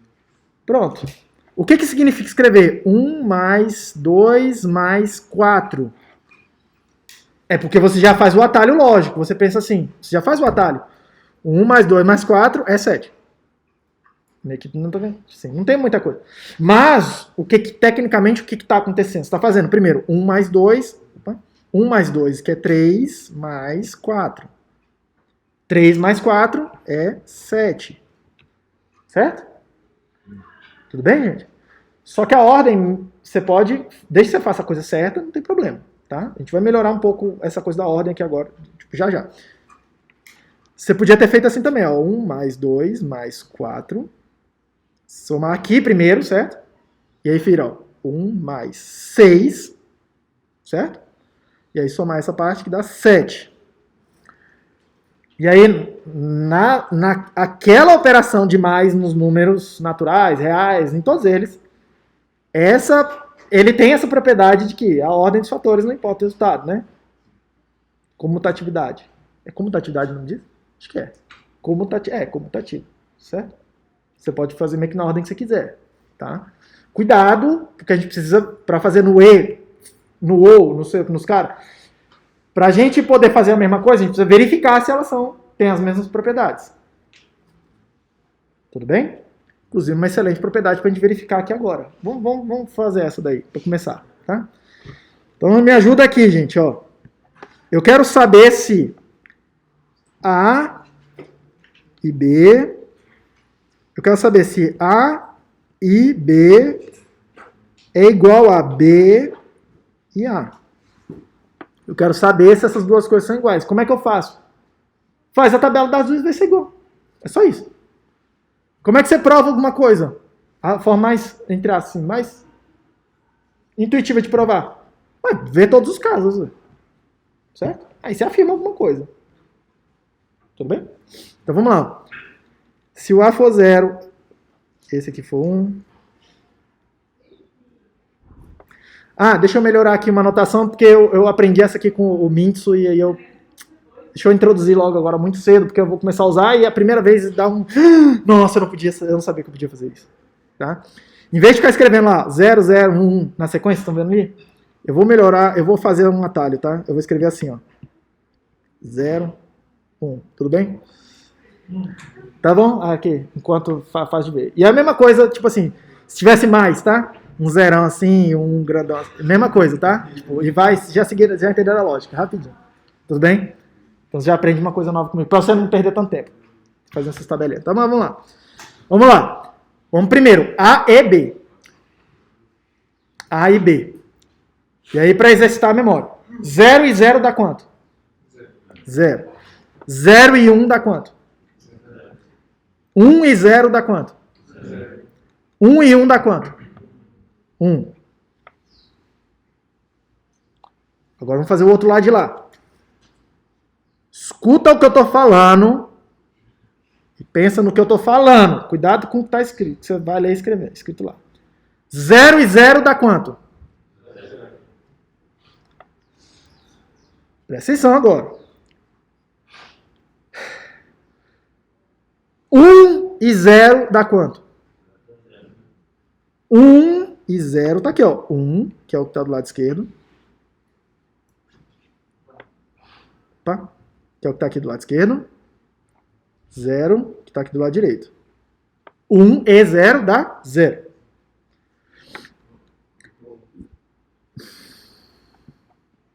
Estou vendo se vocês estão atentos. O professor sempre pode usar essa, né, cara? É fácil, né? É viver no modo easy. Viu? Vamos lá, segue o baile. É sempre mentira, tá? É sempre falso quando o professor fala isso. Segue o baile aqui, gente. 0 e 1 dá quanto? 1 e 1 dá quanto? 1. Pergunta. A e B é igual a B e A? Sim, por quê? Por quê, Lara? Hã? Não, mas vamos melhorar.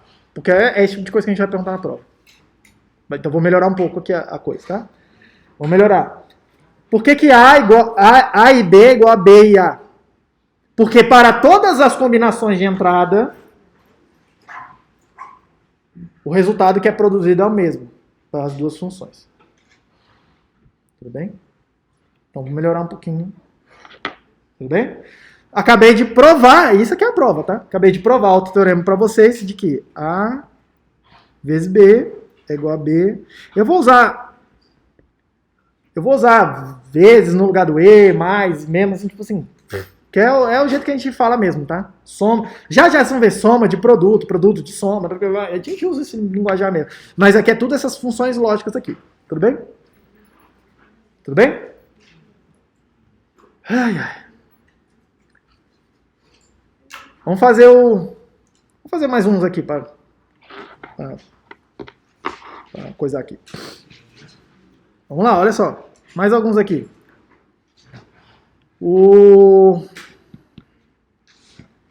Deixa eu fazer uma que não é tão trivial. E aí na aula que vem a gente vai fazer outras, tá? Mas deixa eu fazer uma que não é tão trivial. Na matemática, vou melhorar assim, na álgebra lá dos números, quando a gente escreve alguma coisa assim do tipo 2 vezes 1 mais 3, a gente pode reescrever isso como sendo 2 vezes 1 mais 2 vezes 3. Propriedade distributiva, lembra disso? Tá? Será que tem alguma coisa parecida por aqui? Vamos ter que ver. Tá? Vamos ver. Então vamos fazer a seguinte operação aqui. Vamos comigo aqui. Que essa aqui dá um pouco mais de trabalho, tá? Vamos lá. X, E, Y ou Z. A pergunta é, isso aí é igual a X e Y ou X e Z? A pergunta é essa, deixa eu escrever. X, Y ou X, Z? A pergunta é esta. Tá bom? Então vamos lá e vamos fazer a parada. Tem 3 entradas, né? Ó, X, Y, Z. Vamos calcular aqui. Então vamos lá, ó. Vê se vocês aprenderam. 0, 1, 0, 1. São 8, né? 0, 1, 0, 1. É bem conveniente, cara. Passei minha vida inteira escrevendo um monte de 0, 0, 0, 0, 0, 1. E eu ia contando. 1, 2, 3, 4, 5, 6. Então vamos lá. Segue aqui comigo. Vamos lá. Primeira pergunta. Aí eu vou tentar fazer um pouquinho mais rapidinho, porque senão demora muito, tá? Mas vamos lá. Eu vou fazer, para cada uma das linhas, essa conta, e aí vou fazer o E com o X, do resultado dessa continha. E aí vou botar aqui, tá? Ó, X vezes Y mais Z. Então vamos lá, por partes. Y ou Z? 0 ou 0? Dá 0. E com 0, dá 0. 0 ou 1 dá 1. O E com 0 dá 0. 1 ou 0 dá 1. O E com 0 dá 0. 1 ou 1 dá 1. O E com 0 dá 0. Não sei se vocês perceberam uma parada que aconteceu aqui, mas eu vou fechar a aula com uma parada que, tipo, pra andar mais rápido um pouco pra frente também, tá? Mas vamos por partes aqui. Continua. 0, que ó, meio que vai repetir a coisa, né? Uma parte. 0 ou 0 dá 0. O E com 1 dá 0 ou 1 dá 1. O E com 1 dá 1. 1 e 0 dá 1. E com 1 dá 1. 1 e 1. 1 ou 1 dá 1. E 1 dá 1.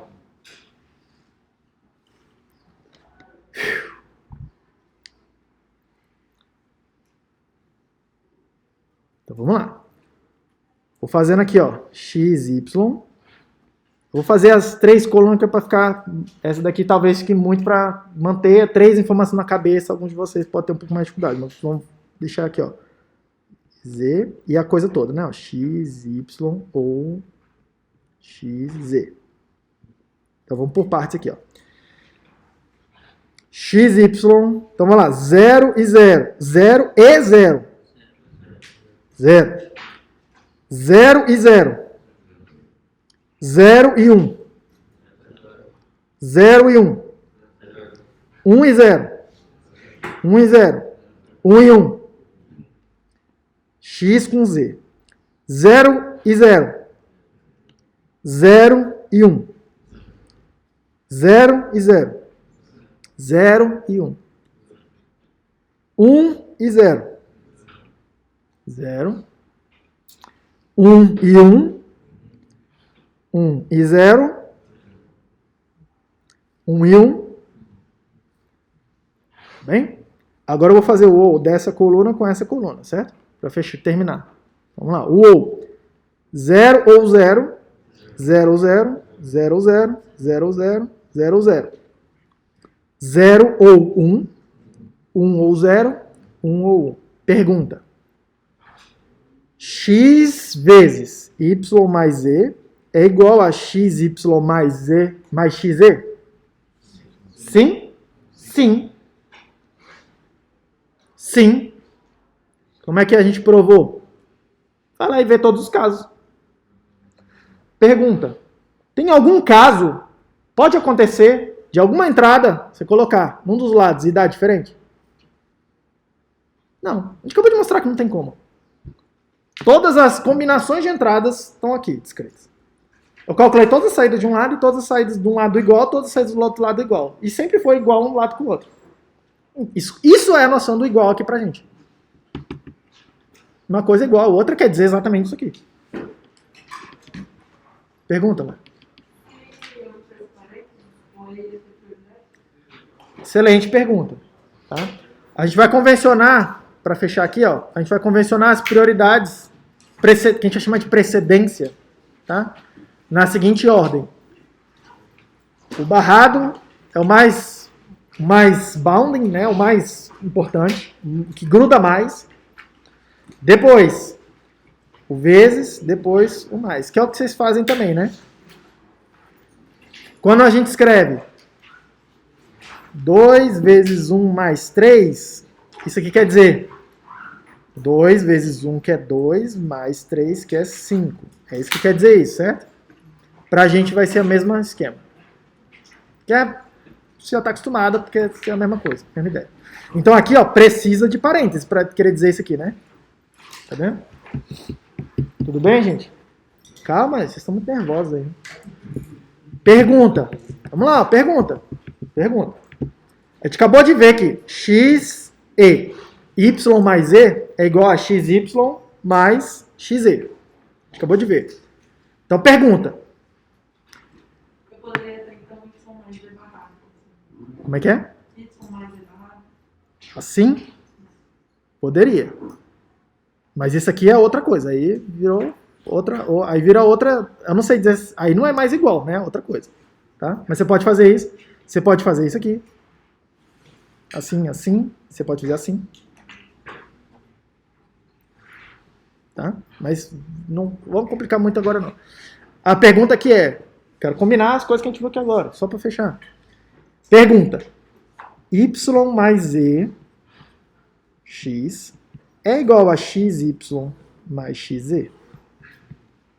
É igual, Lara? É? É ou não é, gente? É verdadeiro ou é falso? É verdadeiro ou isso é falso? Verdadeiro. Por quê? Por quê, Luiz? Porque a tabela verdade de um é igual a tabela verdade de outro. Vou melhorar aqui. Porque a gente não viu a tabela verdade daquela da esquerda ali, ó. A gente não viu isso. Hã? Não, sempre vão ser as mesmas entradas. A combinação das entradas vai ser mostrada mesmo? Ó, eu tô gostando disso. É isso que eu quero que vocês façam. Tá? Na aula. Como é que é seu nome, filho? Olha o que o Lucas acabou de falar. Mas a gente não... Aqui agora, pouco para trás, a gente não viu que a multiplicação aqui, o E, não é comutativo? Então, se eu trocar o E de posição com o outro aqui, que eu fiz aqui, ó. Daqui para cá, eu troquei o E Eu escrevi, em vez de A vezes B, eu escrevi B vezes A, né? Todo mundo viu? Ora, mas isso não é a mesma coisa de A vezes B não é B vezes A? Então, do lado de cá eu mantive a mesma coisa. Já provei para vocês, não precisa escrever a tabela de novo. E se eu provei que a de baixo lá, tá? Se tem esse daqui, ó, daqui para cá, então a conclusão lógica que vocês têm que chegar é isso, e é isso aí, ó, pronto. Você fez, você sacou isso aqui agora, você vai passar na disciplina, tá, gente? Você vai passar na disciplina, porque metade da disciplina é isso. Você tem que sacar aqui agora de que esses dois aqui são iguais também, ó. Para isso que serve álgebra. Para isso que serve álgebra. Porque você podia ter escrito assim, Lara, ó. Opa, y mais z vezes x é igual, já provei, que é igual a x vezes y mais z. É igualzinho escrever. A vezes B igual a B vezes A. E aí é isso que vai dando um chabu na cabeça de vocês. Mas vocês vão se acostumar. Que é tratar, é o que eu falei ali atrás um pouco. Tratar essa coisinha aqui, ó. Trata como uma coisinha em si. Essa coisinha que eu marquei aqui, ela tem uma conclusão. Ela é verdadeira ou ela é falsa. Você não precisa ver o que tem aqui dentro. Você podia ter pensado assim. Coisinha laranja com x é igual a coisinha laranja, x com coisinha laranja? Sim. Então você troca um com o outro. Viu lá? E aí a gente provou que o de baixo é igual a x, y mais x, que é o que está aqui embaixo. Conclusão, esse aqui também tem que ser igual a esse. Tudo bem? Bom restante de segunda-feira para vocês, gente. Obrigado pela atenção. A gente se vê na quarta-feira.